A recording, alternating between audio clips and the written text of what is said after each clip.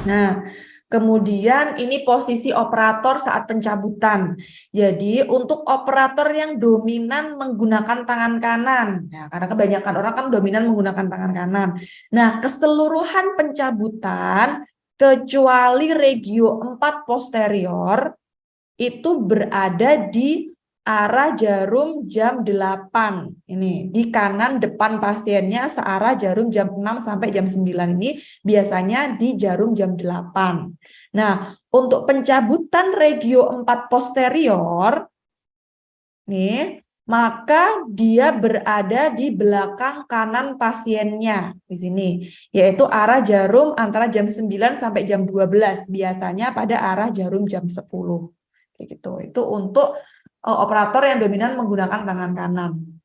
Kemudian untuk fiksasinya, jadi untuk pencabutan pada rahang atas itu kita sebutnya adalah pinch grasp, yaitu fiksasi dengan menggunakan jari jempol dan jari telunjuk. Tuh. Untuk yang rahang bawah karena menggunakan 3 jari, yaitu jari jempol, telunjuk, dan jari tengah, maka namanya fiksasinya adalah sling grasp. Jadi kalau pinch grasp seperti gerakan mencubit itu untuk rahang atas, sling grasp itu untuk rahang bawah karena jari ibu jarinya digunakan untuk fiksasi mandibula. Nah, selanjutnya kita masuk ke komponen pencabutan selanjutnya yaitu elevator. Elevator merupakan instrumen terpenting kedua setelah forceps dan digunakan untuk membantu saat ekstraksi. Terdiri dari 3 bagian yaitu handle, shank, dan blade. Kalau tadi handle, hing, dan beak untuk yang forceps, kalau elevator handle, shank, dan blade.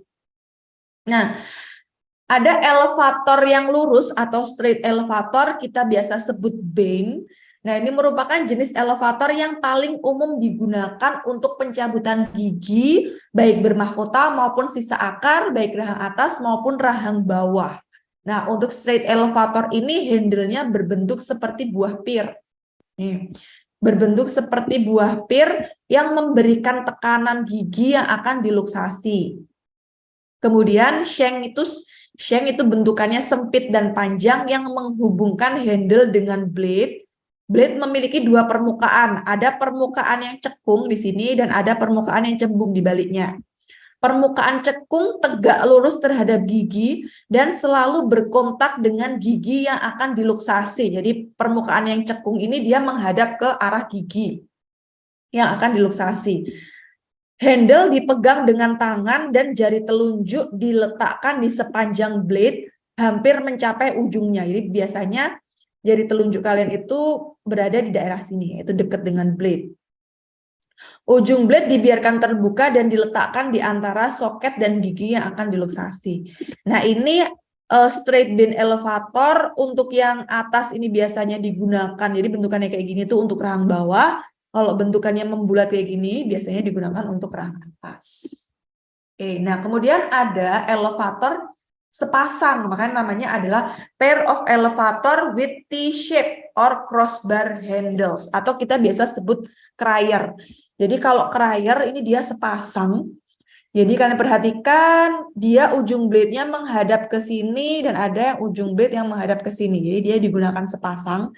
Untuk crier atau T-shape elevator ini digunakan ketika menghilangkan satu akar molar. Jadi biasanya misal nih molar rahang bawah mesialnya udah kena, udah kecabut, kemudian kalian ingin mengambil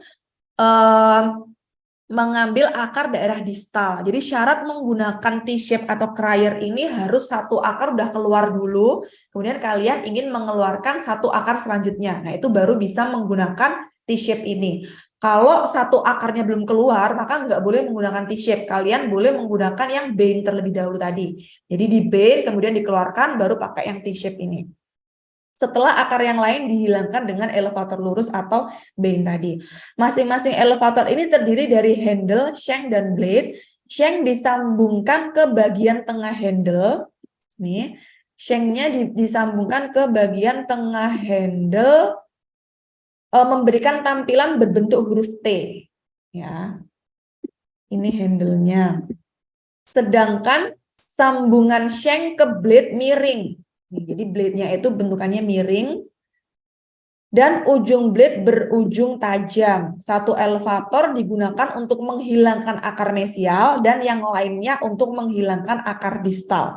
Jadi kalau dia itu bentukannya ke sini, berarti digunakan untuk menghilangkan akar yang sini, berarti menghilangkan akar mesial. Kalau bentuknya itu mencongnya ke arah sini, berarti digunakan untuk menghilangkan akar distal. Itu untuk yang regio kanan posterior. Nah, ini gambaran lebih jelasnya kayak gini.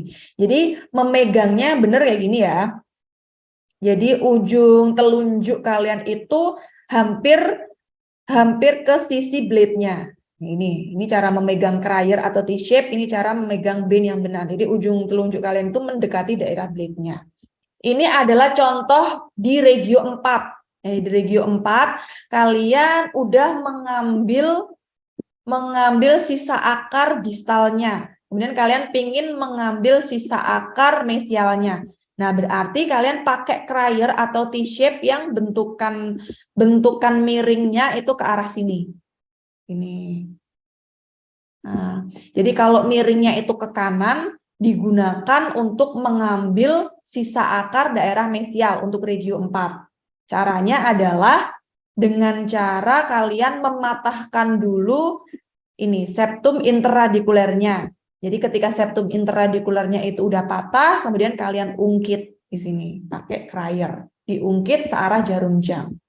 Cara memegang bane yang benar yaitu atau cara menggunakan bane yang benar, instrumen ini harus selalu digunakan di sisi bukal. Jadi kalau kalian itu menggunakan elevator, entah itu T-shape maupun yang bane atau stride elevator, itu harus posisinya itu di sisi bukal, nggak boleh di sisi lingual atau di sisi palatal, karena korteks di daerah palatal dan lingual itu cenderung tipis. Jadi kalau kalian mengungkitnya itu di palatal atau lingual, takutnya terjadi fraktur alveolar gitu. Jadi jangan sampai kalian mengungkit di sisi lingual atau palatal. Kemudian permukaan cekung dari blade harus berkontak dengan permukaan mesial atau distal gigi yang akan diekstraksi. Gambaran gampangnya kayak gini. Jadi permukaan cekungnya yang berkontak pada gigi yang akan diekstraksi. Nggak boleh permukaan yang cembung. Nanti yang goyang malah gigi sebelahnya. Nah, bane tersebut kalian insersikan atau letakkan di antara gigi dan tulang. Ingat-ingat ya, gigi dan tulang tidak boleh di antara kedua gigi. Karena kalau di antara kedua gigi di sini nanti gigi sebelahnya akan ikut goyang. Jadi harus pada gigi dan tulang alveolar. Ketika instrumen ditempatkan di antara gigi posterior rahang atas, maka instrumen harus tegak lurus terhadap sumbu panjangnya. Jadi sumbu panjang gigi dia harus tegak lurus. Nah, untuk anterior rahang atas maupun rahang bawah, boleh tuh bane diletakkan tegak lurus, paralel, ataupun miring. Yang penting kalau rahang bawah posterior harus selalu tegak lurus kayak gini. Selama luksasi, jadi selama gerakan kalian mengungkit gigi, kalau bisa kalian tempatkan yang namanya gulungan kapas atau kain kasa, ditempatkan di antara jari dan sisi palatal atau lingual ini. Jadi kalian tempatkan gulungan kasa dengan jari pada sisi palatal atau lingual untuk menghindari cedera pada jari atau lidah jika elevator tergelincir. Jadi kadang-kadang nih karena saking kuatnya kalian meluksasi gigi supaya gigi tersebut goyang, maka bane-nya itu biasanya tergelincir tuh. Nah, kalau udah tergelincir ke sini bisa mengenai jari kalian. Jadi kalian bisa terluka. Jadi kalau bisa kalian tempatkan gulungan kapas di daerah palatal atau lingual gigi yang akan diekstraksi. Selama luksasi, gigi yang berdekatan tidak boleh digunakan sebagai tumpuan. Jadi kalian perhatikan, kalau bane kalian itu kalian tempatkan di antara gigi, kemudian gigi sampingnya yang menjadi tumpuan, maka ligamen periodontal pada gigi yang kalian jadikan tumpuan tersebut akan meradang. Ini gambarnya ya. Jadi kalau kalian tumpuannya adalah di gigi sampingnya, maka ligamen periodontalnya akan meradang atau akan terluka. Maka gigi tersebut bisa goyang di kemudian hari atau terjadi periodontitis. Ketika kalian menggunakan gigi sampingnya itu sebagai tumpuan, maka akan terjadi kerusakan serat ligamen periodontal. Sehingga kalian hanya boleh menempatkan bane itu di antara gigi dan tulang alveolar aja. Nggak boleh antara gigi dengan gigi, di sini nggak boleh. Jadi harus di antara gigi dan tulang alveolar. Bane tidak boleh digunakan untuk mencabut gigi multi akar karena ada risiko patah akar jika tidak diseparasi sebelumnya. Jadi kalau kalian mau melakukan pencabutan pada gigi molar yang kelihatannya mahkotanya itu sudah tidak baik-baik aja, maka jangan di bane. Karena kalau kalian bane, maka mahkotanya akan pecah. Ini kerusakan mahkotanya udah tinggal segini ya. Nah, kalau kalian itu memaksa melakukan bane di daerah sini, maka mahkota sisanya akan pecah. Yang kalian bisa lakukan ketika mahkotanya itu udah tinggal sedikit, kalian separasi terlebih dahulu, dipisahkan akar mesial dan akar mesial dan distal. Baru setelah itu kalian bane di daerah sini. Nah, kemudian akar mesialnya akan cenderung bergerak ke atas, lalu kalian bisa cabut dengan menggunakan tang sisa akar. Setelah mesialnya keluar, kalian ungkit dengan bane di daerah sini, kemudian distalnya pun juga akan ikutan keluar.